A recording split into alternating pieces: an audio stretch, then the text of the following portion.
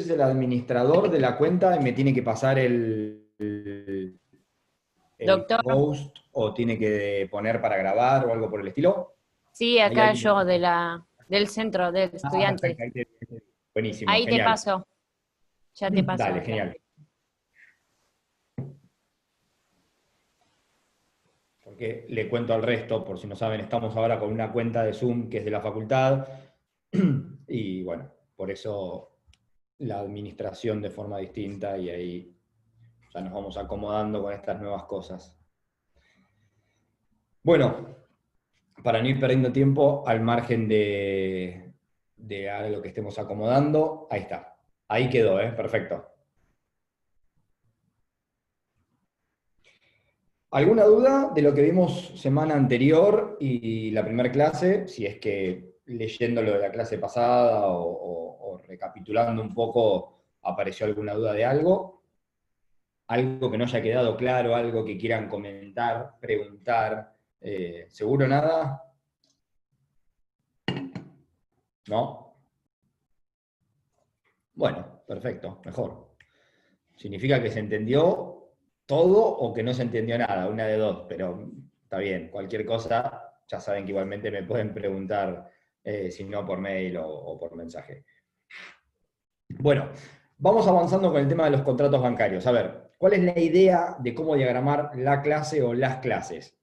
Eh, Yo ya les dije que como lineamiento básico para el estudio de bibliografía básica esencial es el Código Civil y Comercial. Bien, en el Código Civil y Comercial, en los artículos que ya les comenté la semana pasada, tienen cada uno de los contratos, de los principales que vamos a ver acá en la unidad de contratos bancarios, con el agregado de lo que charlamos también la semana pasada, los primeros artículos que hablan de la parte general, dividiendo a su vez entre los contratos o los requisitos, recaudos, etcétera, de forma genérica para los contratos bancarios, dividido de aquellos que son específicamente de cara o frente a consumidores, ¿bien?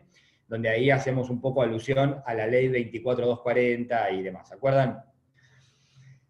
Entonces, siguiendo con esa línea, la idea es ir viendo el Código Civil y Comercial, los contratos que ahí aparecen, y en aquellos que son un poquito más complejos o requieren cierta explicación, nos vamos a detener en charlar algunas cuestiones que no surgen de forma tan lineal o tan básica del código, y en otros, como vamos a ver hoy, son contratos que no hay mucho para explicar, que mismo en el código están definidos en uno o dos artículos y que por su simpleza no hace falta mucha explicación, pero que igualmente vamos a aprovechar la clase y los vamos a nombrar. Hoy vamos a ir un poco con eso, es decir, vamos a intentar ver la mayoría de los contratos que podamos, de aquellos que son simples, que no revisten gran dificultad de comprensión, pero que, a ver, no es lo mismo que ustedes lean lo que es la apertura de crédito o el descuento de documentos directamente del código, que tiene un artículo o dos, a que por lo menos lo charlemos un poquito para que entiendan más fácil de qué se trata. Y vamos a dejar para la clase que viene cuenta corriente, factoring, underwriting, que son contratos que merecen un poquito más de explicación, que los vamos a intentar liquidar en una o dos clases, y una vez terminado eso, veremos qué nos queda para una clase más, si es que seguimos teniendo tiempo, tal vez ver leasing, fideicomiso, tarjeta de crédito, algunos contratos que en lo genérico de los cuatrimestres no siempre los damos, fideicomiso sí, tarjeta de crédito a veces sí, a veces no, leasing lo mismo.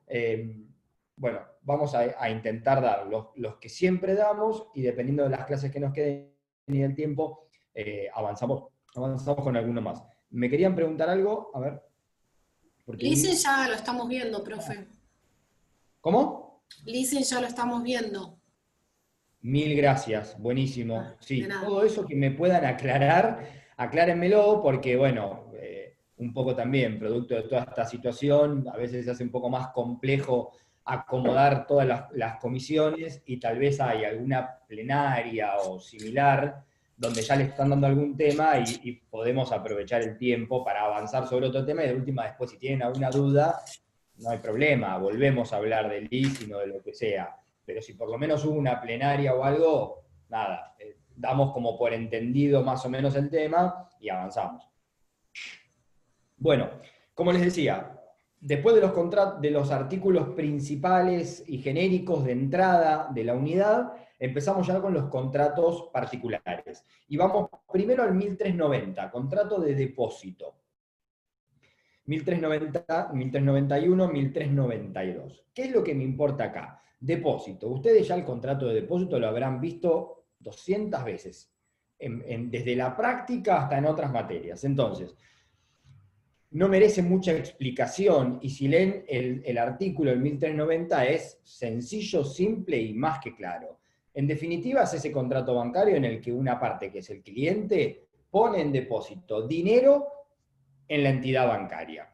¿A qué se obliga la entidad bancaria? A su restitución a simple requerimiento, dice el artículo, o algo similar, a simple requerimiento del cliente. ¿Qué es lo importante, al margen de que después ustedes lo lean, de una aclaración que les quiero hacer? Dividir en lo que es el depósito a la vista del depósito a plazo. Bien, eso sí es importante.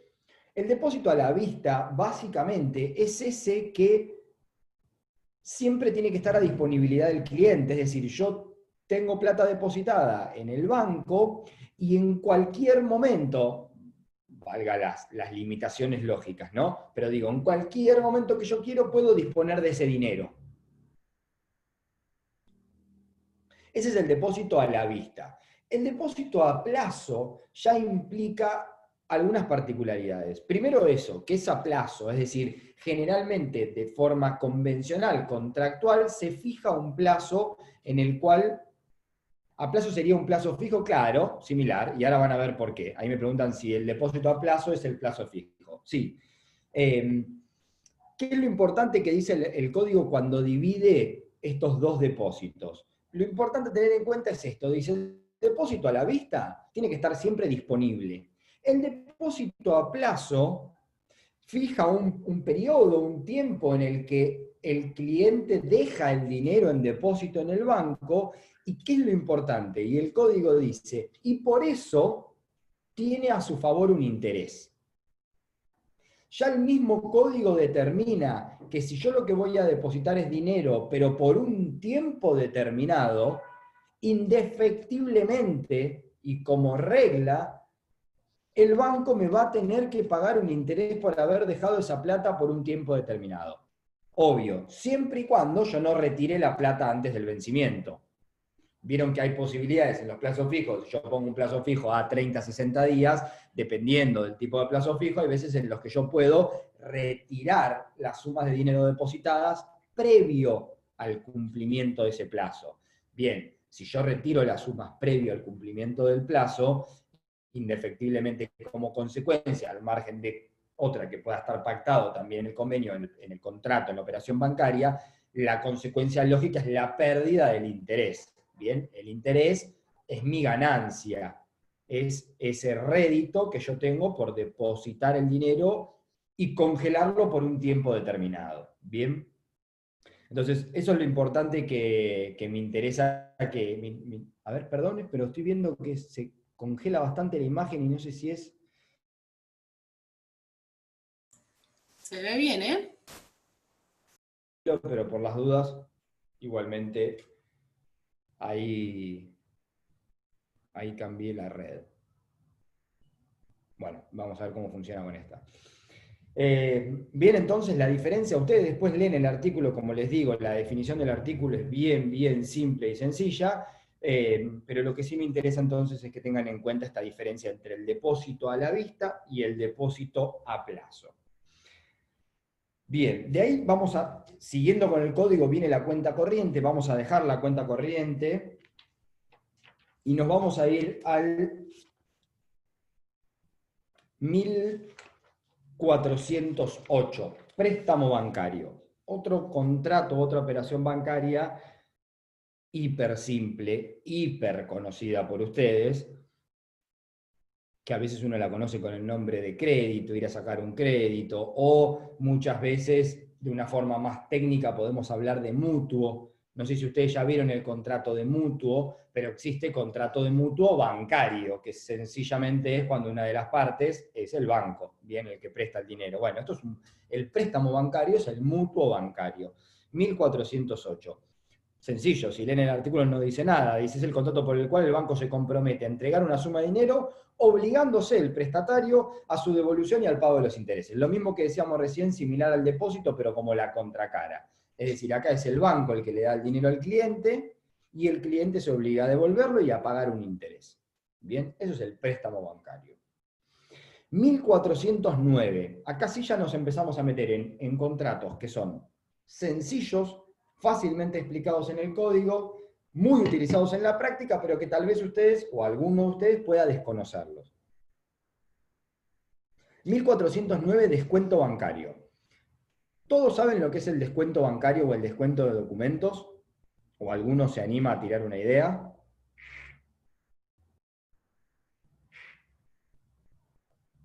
Silencio en la sala. Bien, bueno. Se los digo yo, básicamente. No sé si alguno de ustedes conoce la operación, pero es una operación muy utilizada. Yo les diría de las más utilizadas en la práctica. El descuento de un cheque, por ejemplo, me pone Javier. Sí, a ver, el descuento de un cheque, el tema sería explicar, ¿no? ¿Qué es el descuento de un cheque? Digo, ¿de qué hablamos cuando hablamos de descuento bancario? ¿De qué hablamos cuando hablamos de descuento de documentos? Sí, ese documento es un cheque, sí. En la práctica, el 90% de las veces. ¿Puede ser otro tipo de título? Sí. Lo que más utiliza es el descuento de cheques. Yo les decía en la primera clase, conmigo van a ver todo lo que tiene que ver con el dinero y básicamente cuando vemos todo lo que tenemos que ver con el dinero, nos vamos a encontrar siempre con una misma premisa, que es la falta de liquidez, es decir, la falta de dinero. Es el gran problema, no solo de particulares, sino de las empresas en nuestro país, sobre todo de las pymes.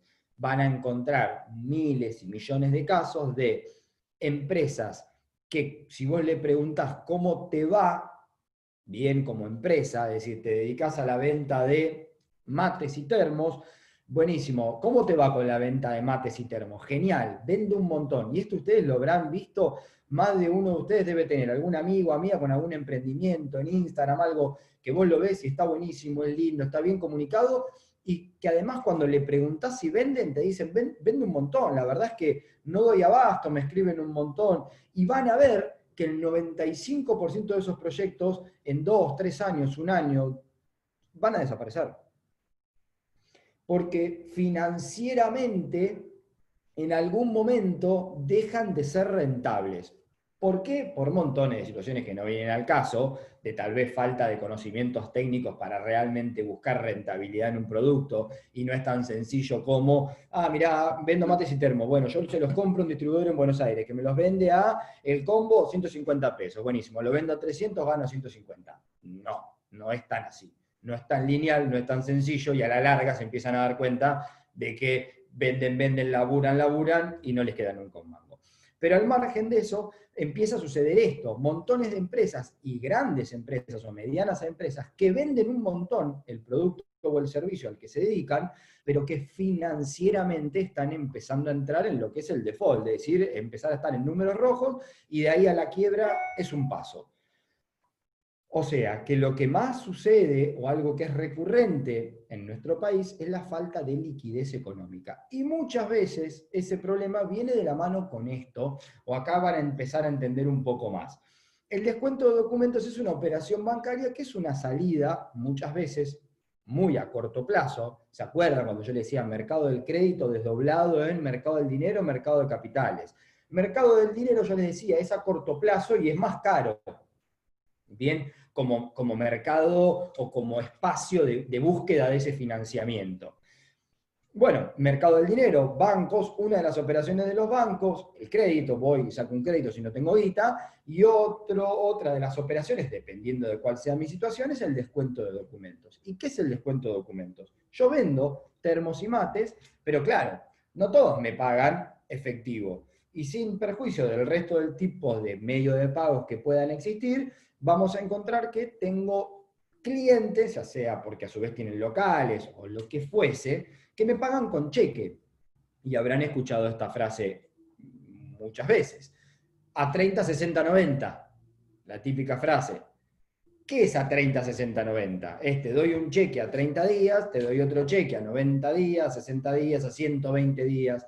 ¿Qué significa básicamente eso? Que yo estoy vendiendo hoy el matecito y el termo, pero no me estoy llevando ni 10 centavos a mi casa. En 30 días tendré que ir a depositar y a cobrar el primer cheque, a 60 días el otro, en el mejor de los casos.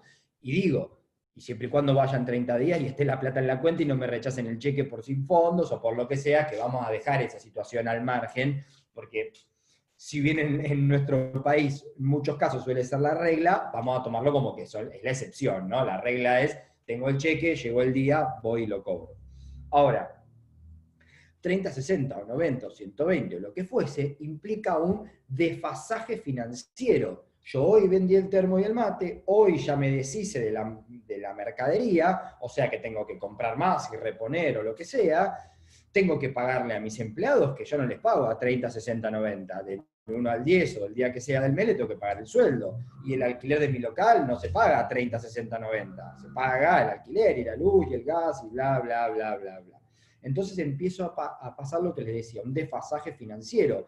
Económicamente o comercialmente me va muy bien, yo vendo un montón de mates y termos. Ahora, la realidad es que entre los que no me pagan, entre los que los cheques me rechazaron, o entre los que me patearon el pago 30, 60, 90 o 120, hoy me encuentro en un momento en el que caigo en lo que ya habrán escuchado ustedes, técnicamente cesación de pagos. No puedo pagar más. No le puedo pagar el sueldo a mis empleados, no puedo pagar el alquiler. Pero ¿cómo? Si vendés un montón de termos y mates. Sí, claro.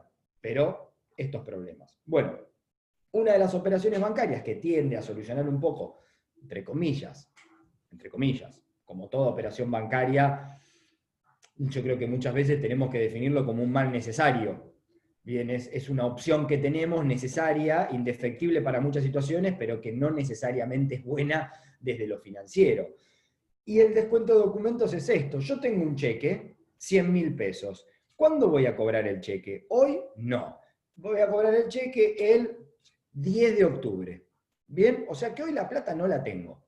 La voy a tener el 10 de octubre. Pero supongamos que el cuello de botella se hizo tan apretado que yo la plata la necesito hoy, porque el sueldo de mis empleados los pago hoy, porque el alquiler lo pago hoy. ¿Tengo 100.000 pesos en el cheque? Sí, pero ¿tengo los 100.000 pesos en billete? No, hasta el 10 de octubre. ¿Qué puedo hacer? Una de las posibilidades es el descuento de documentos. Es lo más común. Voy a una entidad bancaria, le cedo, bien, por el contrato de cesión, quiero decir, por ahí quiero que me entiendan el término ceder, el documento y el banco aplica una tasa de descuento, que no es ni más ni menos que una tasa de interés, en favor de ellos, lógicamente, que no es ni más ni menos que una ecuación económica muy sencilla. La tasa de interés que sea, la tasa de descuento, se va a aplicar sobre la cantidad de días que tiene que esperar el banco para poder cobrar los 100.000 pesos y sobre el monto del cheque, en este caso 100.000 pesos. En esa ecuación, tiempo, bien, tiempo y monto del cheque, es que esa tasa de interés me va a dar un número, y ese es el número que me va a pagar el banco. Me va a decir, bien, ¿de cuánto es el cheque? De 100.000. ¿Y cuánto tengo que esperar para cobrarlo? ¿Cuál es la fecha de pago?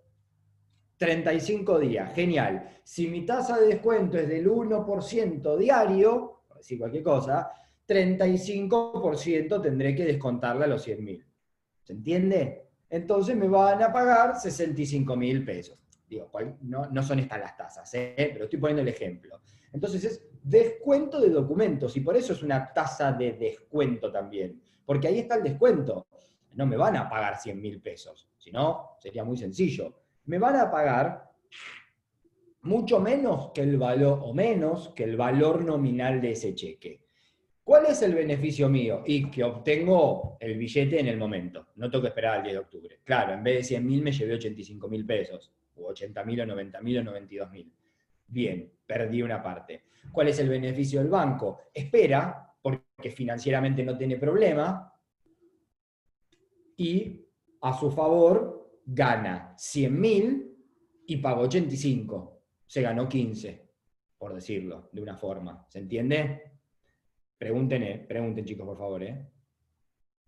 Bien, acá me preguntan algo que obviamente ahora continuaba con esto, que me dicen, ¿y si el cheque no tiene fondos, quién asume los riesgos? ¿El banco? No.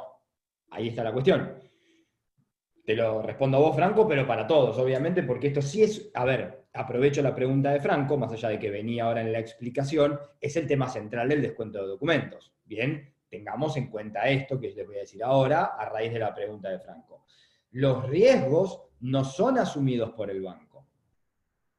¿Qué significa? Si llega el 10 de octubre, el banco va a cobrar el cheque y el cheque se rechaza por la razón que sea, me van a venir a buscar y me van a venir a decir, Nahuel, póngala 100 lucas. Bien.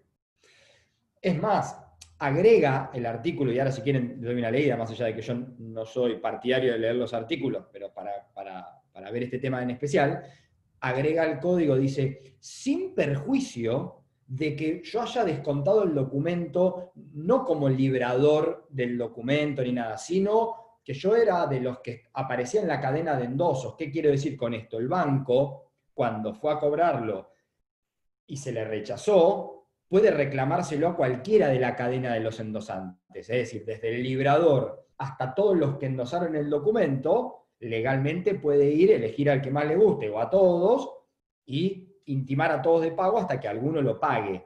Bien, ese es el procedimiento normal de la ejecución, no me refiero a la ejecución judicial, al procedimiento, digo, al reclamo del pago de un documento como un cheque.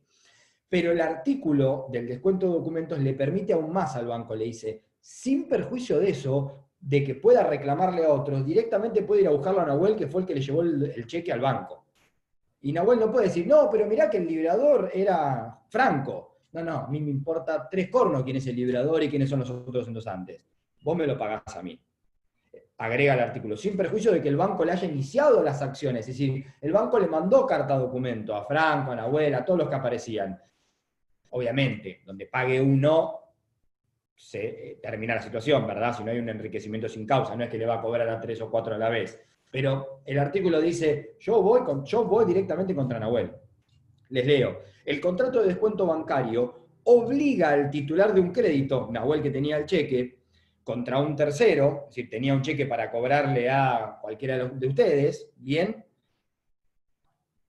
a cederlo a un banco y el banco anticiparle el importe del crédito en la moneda de la misma especie conforme lo pactado. Ahí está esto de la tasa, ¿bien? Porque dice el banco tiene derecho a la restitución de las sumas anticipadas, lo que preguntaba Franco, aunque el descuento tenga lugar mediante endoso, no importa, y haya ejercido contra el tercero los derechos de acciones. ¿Qué quiere decir? Lo que decíamos recién. El banco tiene derecho siempre a que se le devuelva la plata que anticipó a cobrar el cheque. Bien, sin perjuicio de que haya otros endosantes o el librador sea diferente y demás. Viviana, ¿me pones el depositante? No entiendo qué me querés decir ahí con el cheque. Perdón, con lo que venimos hablando en el chat. No, me equivoqué del nombre. Es que, no, el que era responsable era el que ponía el cheque, no sé cómo se llama. El descontante. El descontante. No, por eso digo, el responsable es en primer medida él, aunque el banco puede decir, igualmente yo fui a cobrar el cheque, el cheque lo descontó Nahuel, pero el cheque no era de Nahuel. Nahuel tuvo el cheque porque vendió el termo y el mate a Franco, y Franco es el que le dio el cheque. O sea que el que va a pagar el cheque, dependiendo de si hay más endosantes, ¿no? Para hacerlo simple, el librador del cheque es Franco, pero Nahuel lo descontó en el banco. Cuando el banco lo va a cobrar a la cuenta de Franco en el día de pago, si está rechazado sin fondos, el banco puede reclamarle a Franco o reclamarle a Nahuel, o reclamarle a los dos, y en definitiva el que pague finaliza la cuestión. Pero lo que aclara el artículo es que no porque el librador y el obligado al pago sea Franco, el banco está obligado a reclamarle solo a Franco. No, le reclama a Nahuel, Nahuel paga, y Nahuel después le reclamará a Franco y le dirá, che, me diste un cheque que se rechazó sin fondos. Bien, pero lo que quiero decir es que el banco tiene la posibilidad de reclamar contra cualquiera. ¿Se entendió más o menos lo que es el descuento de documentos? Es decir, es una operación sencilla y ya les digo, está definida en un solo artículo, porque es muy sencilla, pero es muy, muy utilizada en la práctica. Muy utilizada en la práctica en las entidades bancarias, que obviamente tienen una tasa de descuento más beneficiosa, entre comillas, pero ciertos requisitos en cuanto al cheque que toman, no toman cheque de cualquiera, ¿bien? O en cualquier circunstancia, los bancos van a hacer un análisis de quién es el obligado al pago y quién es el cliente que está viniendo a descontar el documento y demás. Y también hay una vertiente que vale la pena nombrarlo, por si lo escuchan o si lo saben, que está toda esta posibilidad de hacer la misma operación en lo que se denomina una cueva. Bien, esto es como ir a comprar dólares a un arbolito. Es lo mismo. Sí. ¿Cómo es el nombre común de esto? Descuento de documentos. El nombre vulgar, o sea, esto de llevar el cheque y cambiarlo en el banco. Sí, es el descuento de documentos, es descontar el cheque. Descontar el cheque. Sí, Bueno, descontar el documento. Sí, ese es el nombre más común. Puede haber otros. O sea, algunos dicen voy a vender el cheque o voy a cambiar el cheque. También, a ver, yo no les quiero hablar de nombres muy vulgares para que no se compliquen en, vender el cheque es una compraventa. No, no es una compraventa. El artículo habla de ceder. O sea, técnicamente y jurídicamente hay una cesión. Es un descuento de documentos. Muchos lo llaman descontar el documento, muchos más vulgarmente lo llaman vender el cheque. Profesor, una consulta. Sí. ¿Es solamente con el documento del cheque o se puede vender algún otro tipo de No, lo dice el artículo, letras, pagaré, cheques, de cualquier documento ejecutivo. Perfecto, gracias. Y, no, de nada. Y como les decía, a ver, el descuento se usa muchísimo en la práctica, tanto dentro de la entidad bancaria como fuera, en lo que les decía recién, por ponerle un nombre, las cuevas o el mercado negro o extra bancario. Esto es, ustedes pueden venirme con un cheque a mí y yo les puedo decir, bueno, a ver si a mí me sobra plata y yo quiero buscar un rédito o una inversión, y vos por alguna razón no podés ir a descontarlo al banco. ¿Por qué? Por la razón que sea. Porque el cheque es medio raro o porque vos no podés blanquear ese dinero, entonces como no lo podés, porque si vos, a ver, no quiero explicar muchas cosas, pero todos ya saben lo que es blanquear los fondos, ¿no? Si yo lo descuento en un banco, evidentemente esa suma está blanqueada. Si yo vendo en negro y tengo mucho ingreso en negro, no puedo ir y descontar después los documentos en el banco, porque estoy diciéndole a la AFIP que gano 100 pesos por mes y soy categoría A y descuento 2 millones de pesos en documentos todos los meses en el banco. Evidentemente hay una inconsistencia. Bien, entonces eso me lleva muchas veces a tener que descontar en una cueva o descontar informalmente. Ese descuento informal, ¿qué consecuencia va a tener? Obviamente, la aplicación de una tasa de interés, una tasa de descuento muchísimo más elevada, más desfavorable para el descontante, es decir, para el cliente. Bien, perdón que acá me preguntan, profe, ¿y la cueva, por ejemplo, después lo deposita al banco? Sí, claro, la cueva es una persona, digo, vamos a poner el nombre que tiene, ¿no? Entonces es como el arbolito. Claro, esa persona que me va a tomar el cheque y me va a adelantar las sumas, después va a ir al banco y va a cobrar el 10 de octubre, va a ir a la cuenta de Franco, al banco, y va a decir, vengo a cobrar, y lo mismo. Es decir, si ese documento, y ya esto es un poco más complejo porque está dentro de la informalidad, si ese documento, el de la cueva, va a cobrarlo y está rechazado sin fondos, me va a venir a reclamar a mí, le va a reclamar a Franco, y se va a manejar como cualquier documento, ya no dentro de lo establecido por el 1409, porque no es un descuento bancario, porque no es un banco, ¿bien? Sino sencillamente es un tipo que le compró el cheque a alguien y le compró un cheque de 100.000 entregándole 72.000, ¿bien? Le va a pedir a ese alguien que se lo endose para tenerlo también agarrado en la cadena de responsables y asumirá los riesgos de quien tiene un cheque cuando lo va a cobrar, si lo cobra bien, y si no lo cobra, le va a reclamar a todos los que legalmente les pueda reclamar de la cadena de librador y endosantes.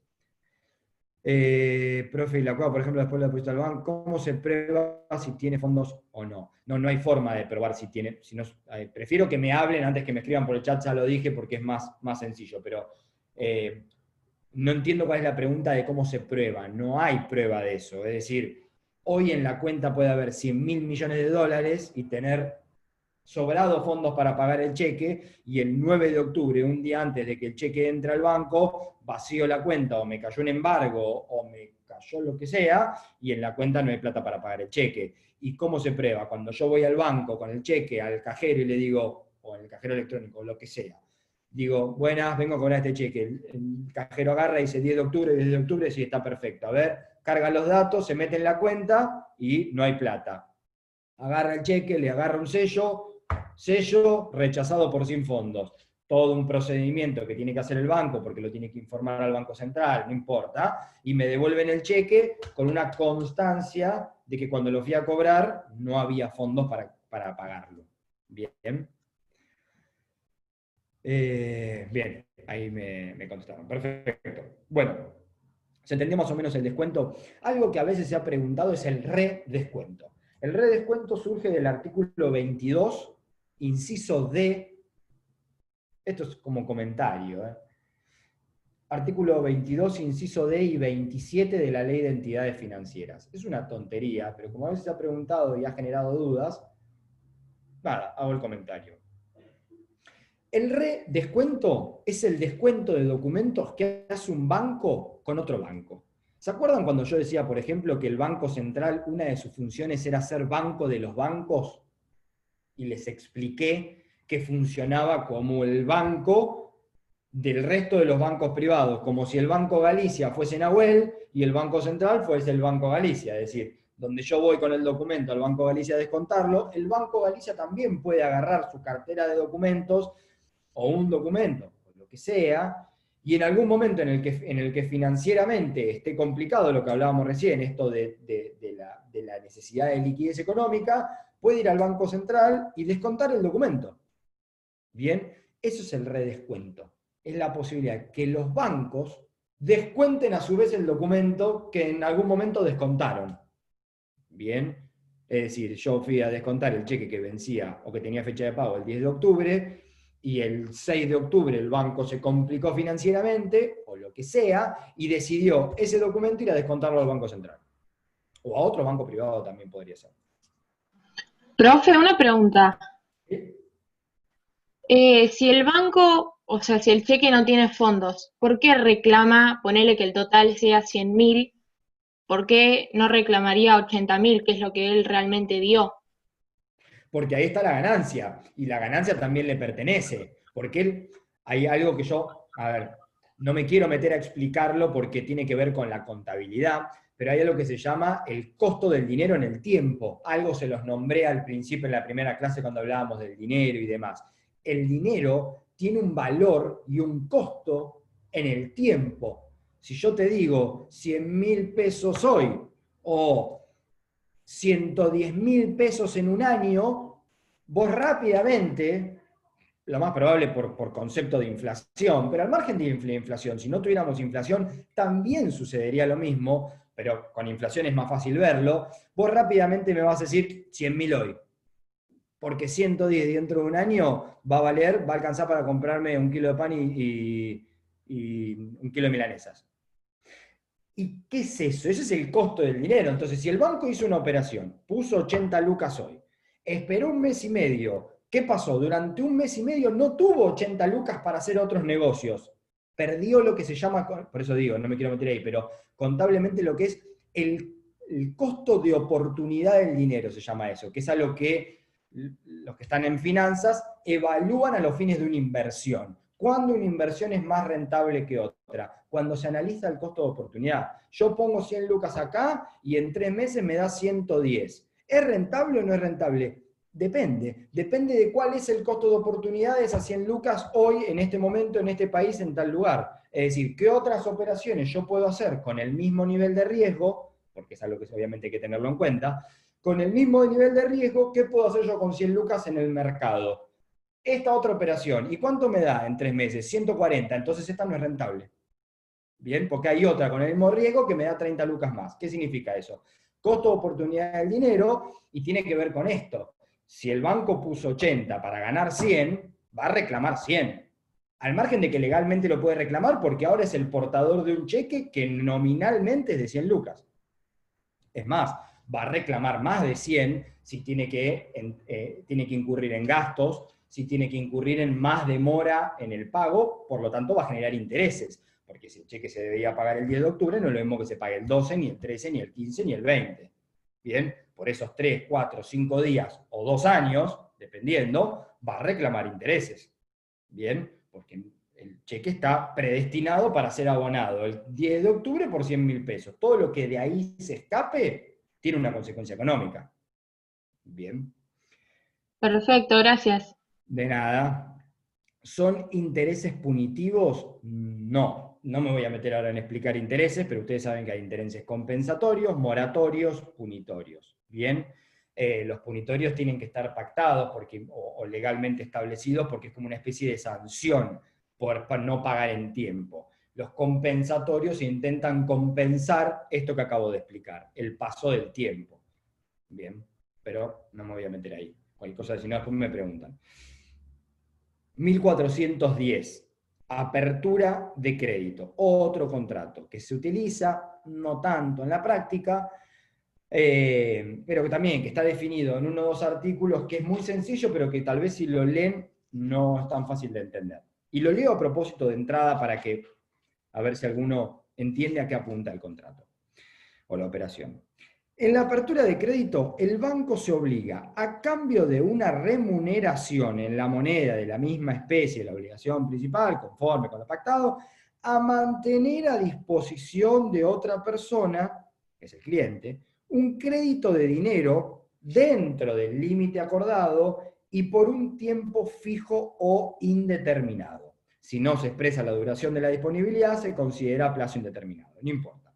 Resumamos el artículo para que le sea más fácil el entendimiento, dice, el banco se obliga a mantener a disposición de otra persona un crédito de dinero dentro del límite acordado y ya sea por tiempo fijo o indeterminado.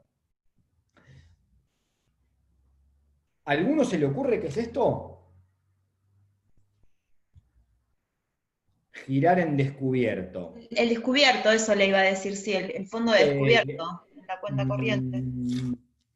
Claro, a ver, hay algo similar a eso, pero no es eso. El descubierto es una característica de la cuenta corriente, es otra operación bancaria. Claro, estamos hablando de la apertura de crédito. Digo, para yo simplificarles a ustedes, lo mismo cuando se les plantea en un examen. Si yo estoy respondiendo con la característica de otra operación a otra operación, evidentemente hay algo que está mal. Es decir, si yo voy a decir que la apertura de crédito es la cuenta corriente, son dos contratos distintos. Y si son dos contratos distintos, evidentemente tendrán que tener situaciones distintas. Por lo tanto, no puedo explicar la apertura de crédito con el concepto de la cuenta corriente. Más allá de que no está mal la asociación, el de girar en descubierto, pero no es eso.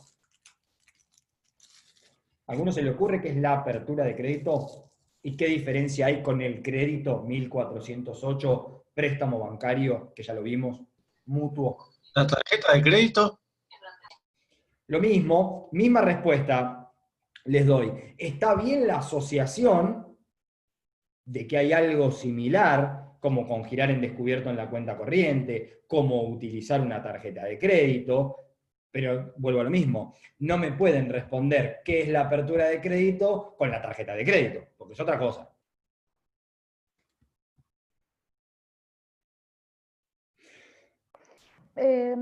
Acá me dice Viviana, girar en descubierto, que es lo que yo le dije que no, o sea que sí y que no, que podés usarlo o no, pero lo tenés acordado. Sí, esa definición, muy así, como primera idea, está rumbeada. Que tenés el crédito acordado y lo podés usar o no. Y ahí estamos encaminados. ¿Qué es la apertura de crédito? Es un contrato que hace un cliente con el banco que como todo contrato va a implicar un pago de una remuneración, es decir, yo por tener ese contrato le voy a tener que pagar al banco un precio que lo va a fijar de acuerdo a las condiciones de esa apertura de crédito, lógicamente. ¿Y qué beneficio, qué consecuencia o qué característica va a tener esa apertura de crédito para ser tal? Es decir, para que a mí me interese como cliente pagarle al banco 500 pesos por mes para tener ese contrato. La apertura de crédito es el contrato por el cual yo me quedo tranquilo como cliente que tengo un crédito, vamos a ponerle este nombre, preacordado, preautorizado o autorizado por el banco sin necesidad de que yo lo haga uso de él. ¿Qué quiero decir? Si yo saco el crédito o hago uso de ese crédito, ya deja de ser apertura de crédito y pasa a ser 1408, crédito, préstamo bancario. El banco me presta plata y yo me obligo a devolverla con más un interés. Eso si yo decido hacer uso de ese crédito. Pero la apertura de crédito está en un pasito antes. ¿Y por qué está en un pasito antes? Por esta sencilla razón. Si yo mañana necesito 500.000 pesos, ¿puedo sacar un crédito en el banco? Sí. ¿Voy y me llevo la plata? No. ¿Por qué? Porque yo tengo que ir y solicitar el crédito. ¿Y el banco qué va a hacer? Analizarme financieramente para saber si me puede prestar esa plata o no me la puede prestar, porque si yo tengo condición financiera para poder devolver esa plata y con el interés o no. No es lo mismo que yo vaya a pedir 50.000 pesos o que vaya a pedir 5 millones de dólares. Hay una gran diferencia. Y esa diferencia básicamente, ¿en qué se ciñe? En si yo puedo devolver los 5 millones de dólares o los 50.000 pesos. Y para eso, ¿qué va a pasar? El banco me tiene que analizar financieramente. Bien. En conclusión, si yo quiero sacar un crédito, no es automático, y hago un paréntesis, al margen de que más de uno de ustedes me puede decir, pero yo entro a mi home banking y me dice, tenés un crédito de 100.000 pesos ya preautorizado, solo hace clic y la plata... Claro, sí.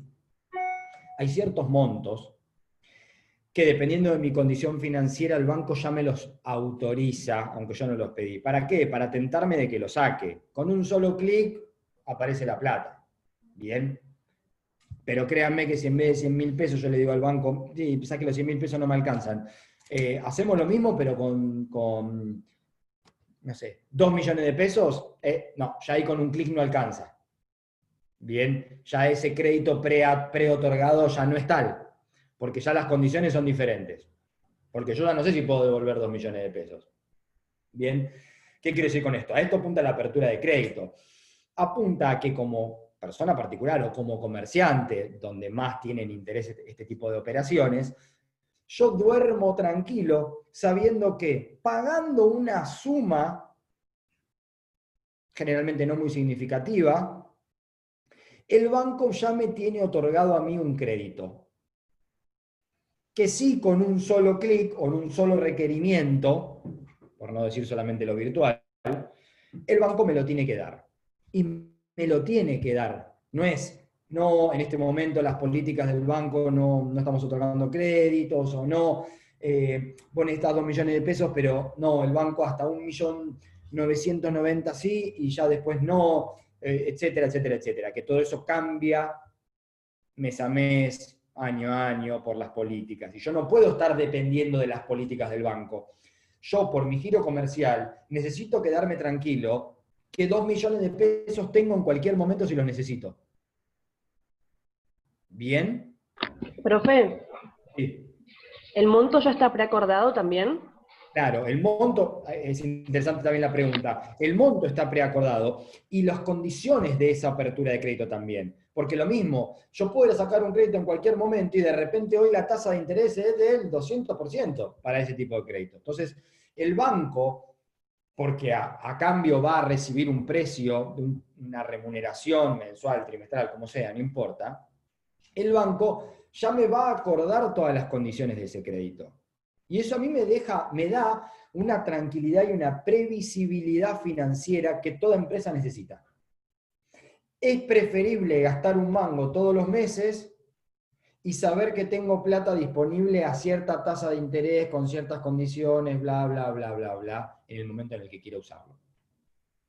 ¿Por qué? Por lo que hablábamos un ratito, por ese mismatch, por ese desfasaje financiero, económico, en el que yo puedo vender un montón de mates y termos, pero de repente mis costos fijos mensuales es de 2 millones de pesos, y yo sé tranquilamente que dependiendo de cómo me pagan, cheque, 30, 60, 90, de repente puede pasar que un mes no me haya entrado guita para pagar mis costos fijos. Entonces yo me quiero quedar tranquilo. No me puede pasar 2 meses seguidos, porque 2 meses seguidos significa que algo estoy haciendo mal y me voy a la quiebra. Pero un mes me puede pasar por mi giro comercial, mi cotidianeidad de trabajo. A otros no les puede pasar ni un día porque están acostumbrados a la venta al contado, por decir. Pero de repente en mi negocio sí. Entonces yo me quedo tranquilo de que pago un precio todos los meses y tengo 2 millones de pesos a mi disponibilidad en cualquier momento. ¿Y Bien. el tiempo que se va a terminar el contrato ese también ya está fijado, por ejemplo, hasta junio del 2021? Lo decía el mismo artículo, se los leí recién. Dice, por un plazo fijo o indeterminado. Sí, lo que me interesa que tengan en cuenta es esto. Bueno, primero algunas características. Ese dinero, esos 2 millones de pesos, no están en mi patrimonio. ¿Estamos todos de acuerdo? Sigue estando en patrimonio del banco, hasta que yo decido hacer uso de ese dinero.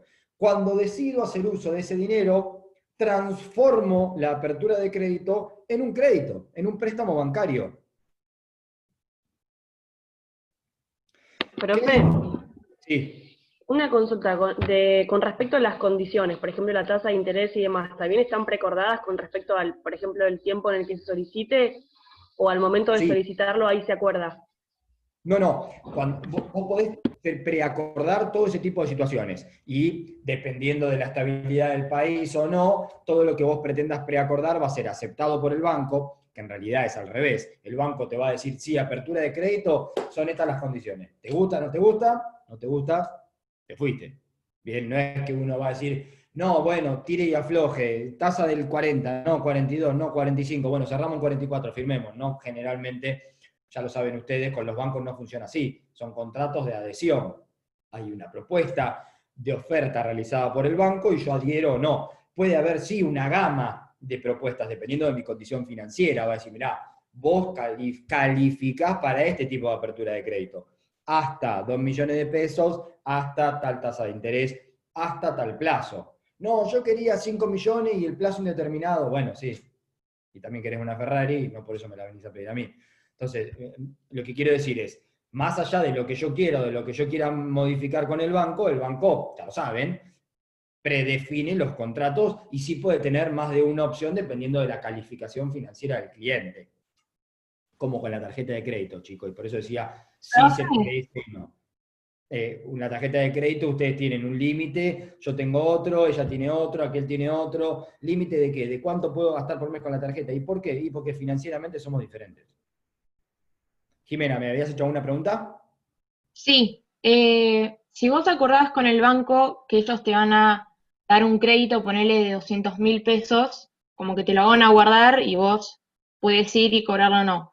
Si es a un plazo largo, con la inflación que hay, ¿se mantiene ese precio o se va a ir actualizando? Está bien la pregunta, está muy bien.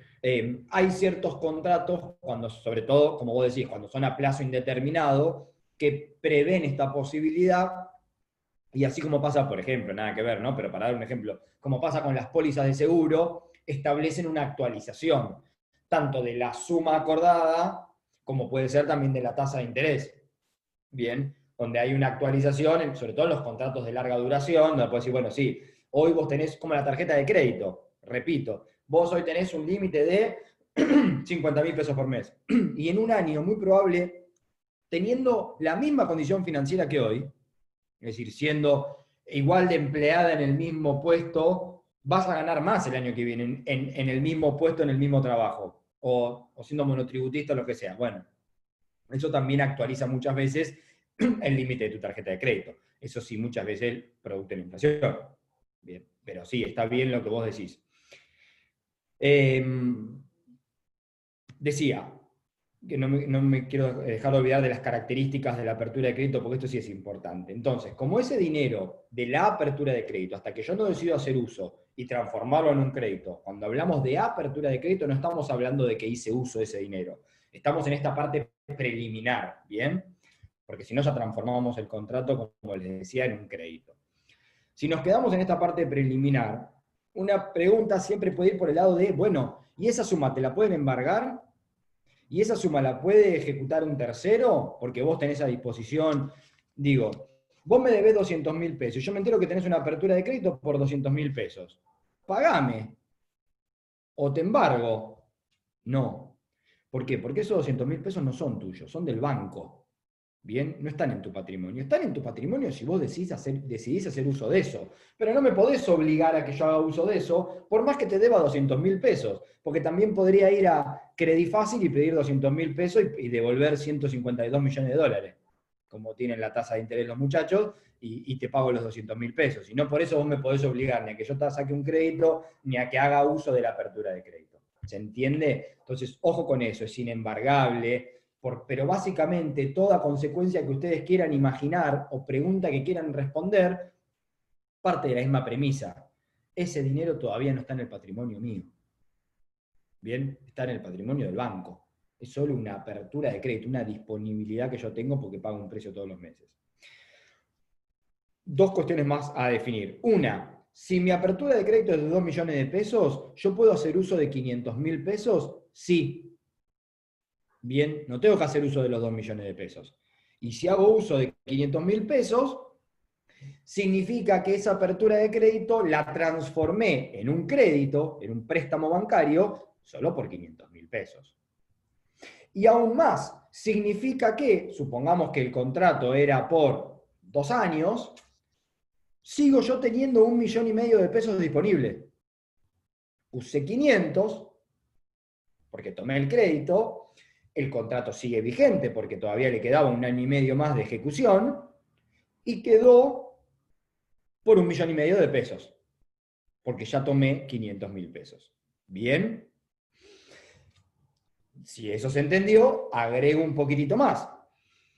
Puede pactarse en la apertura de crédito algo que a veces también se ha preguntado y los ha descolocado por el nombre, o por preguntarlo así, como explique la posibilidad del cupo rotatorio en la apertura de crédito.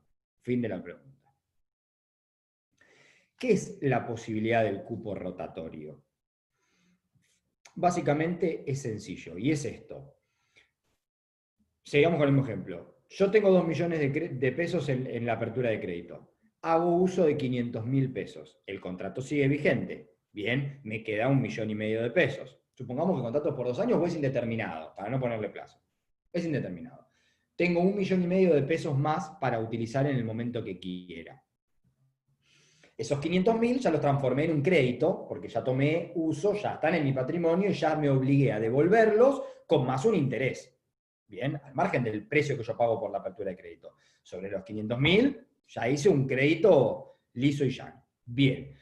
El cupo rotatorio, y ahí va la definición del concepto, es la posibilidad que yo puedo pactar con el banco de lo que yo voy devolviendo de los 500.000 pesos, se me vuelve a sumar, cual jueguito electrónico, se me vuelve a sumar a ese monto de disponibilidad de los 2 millones de pesos. No me quiero complicar en explicarles muy a fondo la particularidad. ¿Qué es lo que me interesa que queden con el concepto? Esto, yo tengo 2 millones de pesos para disponer, uso 500.000, ¿tengo 1,5 millones disponible? Sí, no lo uso, me mantengo con los 500.000. ¿Cuál es la consecuencia lógica si tomé 500.000? Que tengo que empezar a devolver 500.000 con una tasa de interés. Entonces, perfecto, yo empiezo a pagar al mes siguiente la devolución de ese capital, con intereses. ¿Bien? Y empiezo a devolver los 500.000 pesos. Eso que yo voy devolviendo, si yo en la apertura de crédito tengo pactado el cupo rotatorio, se me vuelve a sumar al monto que yo tengo en disponibilidad. ¿Bien? Entonces, si yo me quedaba en 1.500.000 y al mes siguiente devolví 10.000 de los 500.000, ahora tengo a disponibilidad 1.510.000. Y así. Vuelvo a recuperar el monto que yo tenía en disponibilidad conforme voy devolviendo el capital de los 500.000. No sé, capaz me parece a mí, pero es como hasta perverso, ¿no? De los bancos, porque vos devolvés y es como que te lo suman a lo que podés volver a pedirles. Mirá, si hay algo en las operaciones bancarias que no sea perverso, contámelo. No, pero esto me parece como demasiado. No, te puedo contar ejemplos peores, pero a ver, en definitiva, esto es así, digo, las operaciones bancarias buscan esto, el rédito, la ganancia, es del banco. Y por eso digo, para no tampoco estigmatizar la operación bancaria, de forma así tan perjudicial, creo que en definitiva es un mal necesario. Digo, muchas veces, dependiendo de la situación, es una gran salida también para un cliente o para cualquiera de nosotros. Ir a sacar un crédito, ¿es perverso que a vos te presten 50 y tengas que devolver 120?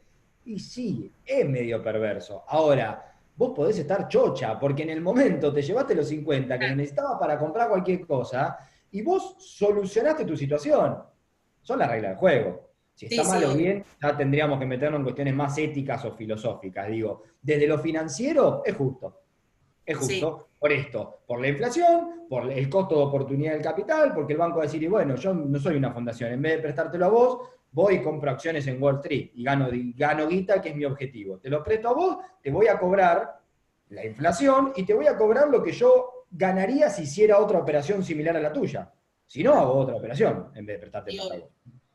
Y bueno, y un poco ese es el sentido que encuentran todas las operaciones bancarias. Me preguntaban si esto que estoy explicando, el cupo rotatorio, es lo que se conoce como revolving. Sí, es lo mismo en inglés o lo que sea, y si lo quieren pasar a alemán, checo o el idioma que les guste, siempre va a significar lo mismo. Bien, lo digo en chiste, pero muchas veces sí, aparece así en inglés y hasta ha habido veces en otros cuatrimestres que se ha preguntado con ese concepto en inglés y ahí quedan todos como, ¿y esto qué corno es? Nadie me lo explicó. Es el cupo rotatorio. Bien. Bueno, apertura de crédito entonces, ¿quedó claro? ¿Alguna duda? ¿Me quieren preguntar algo? ¿Consultar? Sí, profesor, yo le quiero hacer una pregunta. Sí, Carolina, si se decime. cumple el plazo del crédito y no hice uso del crédito, ¿el banco que me devuelve lo mismo que... no pagué nada todavía, si se cumple el plazo y no hago uso del crédito? No. Carolina, acá es importante que vos puedas dividir entre lo que es un crédito y lo que es la apertura de crédito. La apertura de crédito conlleva necesariamente el pago de una remuneración. El banco no va a tener guardado para vos 2 millones de pesos porque vos sos Carolina y te lo mereces. Va a tener guardado 2 millones de pesos a cambio de que vos le pagues todos los meses una platita.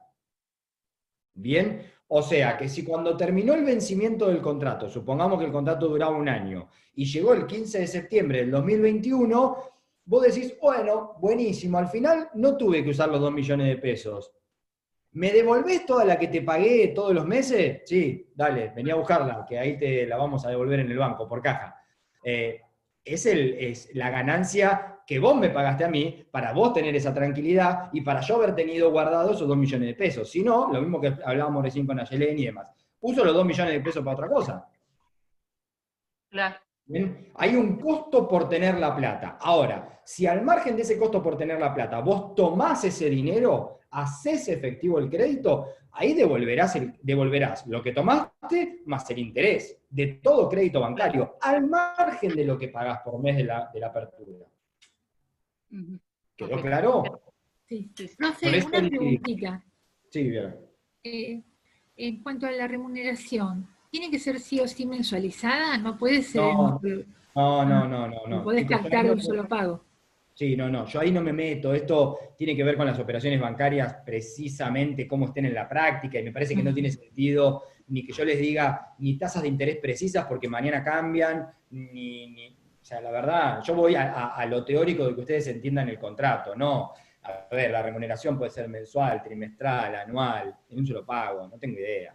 Eso va a depender de cómo lo ofrezca, cómo realice la oferta al banco. Bien, eso no interesa a los fines del entendimiento del contrato. Y una vez que tomaste todo el crédito, que lo convertiste esa apertura de crédito en un crédito real, ¿tenés que seguir pagando, aparte del crédito, el monto, la remuneración de la apertura a crédito o no, si tomaste el total? Va a depender de lo que vos tengas pactado y va a depender si es un contrato por tiempo indeterminado y sobre todo va a depender si es de cupo rotatorio, porque yo te puedo decir como banco, perfecto, ya te acabaste la disponibilidad del dinero, o sea que dejaría de tener sentido que me pagues todos los meses, suponiendo que sea mensual, la remuneración. Pero yo como banco te puedo decir, no, tiene sentido, porque es cupo rotatorio. Vos lo que vayas devolviendo del crédito se te vuelve a sumar como posibilidad de suma disponible. Entonces, si querés seguir teniendo suma disponible, seguir agarrando todos los meses. Bien, por eso digo, va a depender del tipo de contrato. Si vos me decís, no, mirá, es un contrato sin cupo rotatorio y por tiempo determinado, 6 meses. Yo al mes 3 decidí sacar toda la guita, tomar todo el crédito posible y transformé toda la plata que tenía disponible en un crédito. Y no tengo cupo rotatorio. Bueno, tal vez ahí esté pactado en el contrato de apertura de crédito que si vos haces uso de toda la suma disponible y no hay cupo rotatorio, evidentemente sí, porque ahí finalizó el contrato. Finalizó por haberse consumido el objeto del contrato. Como todo contrato. Ahí la remuneración perdió su causa, perdió su origen. ¿Bien? Porque la remuneración es para tener el dinero disponible. Yo te pago para tener esa tranquilidad. Si yo ya usé todo el dinero disponible y no tiene cupo rotatorio, o sea que lo que devuelvo, lo devuelvo como parte del crédito y no se me suma porque no se mantiene en la apertura de crédito, perdería sentido jurídico y fáctico que yo te siga pagando todos los meses una remuneración. ¿Para qué? Eso desde la lógica lo respondo, ¿eh? ¿Alguna pregunta más? ¿Nada? ¿Seguro? Aprovechen, pregunten que no hay problema. Recapitulando, vimos descuento, vimos depósito a vista o a plazo, préstamo, el redescuento, la apertura de crédito. Ya a partir de acá yo quería seguir con caja de seguridad. Caja de seguridad es un poquito más largo. Me parece que yo, más allá de que ahora estemos con un Zoom ilimitado, yo mantengo mi postura en que me parece que la cursada virtual por Zoom y demás se hace un poquito más difícil de llevar la atención y la comprensión activa de lo que alguien está explicando cual monólogo a lo que es una clase presencial, en la cual también se dificulta después de la hora, porque uno lo ve, que después de la hora están mirando el reloj, y a todos nos pasa, pero es distinto en lo presencial. Me parece que en lo virtual se diluye, y muy probablemente lo que yo hable en los últimos 15, 20 minutos, nadie tenga ni idea. Más allá de que a los que les veo la cara, los veo entre comillas atentos, pero hay otro montón que ni siquiera sé si están escuchando lo que estoy diciendo. Entonces, todavía teniendo tiempo de las clases, dejemos caja de seguridad, custodia de títulos y lo que podamos avanzar de algún otro contrato la semana que viene, y a lo sumo nos quedarán 2/3 clases más de contratos bancarios, y ahí sí, dependiendo de si nos queda aún más tiempo, vemos sobre qué otro contrato podemos charlar un ratito, como les decía, fideicomiso, leasing, tarjeta de crédito, alguno que no está acá en los artículos de las operaciones bancarias, porque no son estrictamente operaciones bancarias o porque tienen su legislación aparte, o si ya agotando el tiempo de clases, dejamos el tema ahí y a lo sumo charlaremos a los fines del examen si esos contratos que no se dieron van a entrar. Bueno, yo les diré de dónde leerlos o charlaremos un poco. ¿Bien? ¿Alguna duda? ¿Nada? Buenísimo. Bueno, que tengan buena semana. Nos vemos, si no es el jueves, que calculo que no, nos veremos la semana que viene. Chao, profe, gracias. Gracias. Chao, hasta luego.